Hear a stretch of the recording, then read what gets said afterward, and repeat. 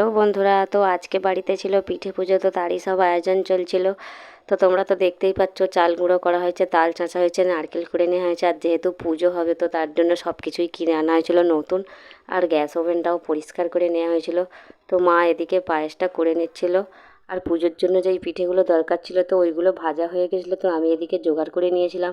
আর এই পুজোর জন্য লাগে ভাজা পিঠে। আজকে পিঠে পাতশাঁকা, ফুরুলি, টিপ ভাজা, দোকলে আর পুর পিঠে ভাজা।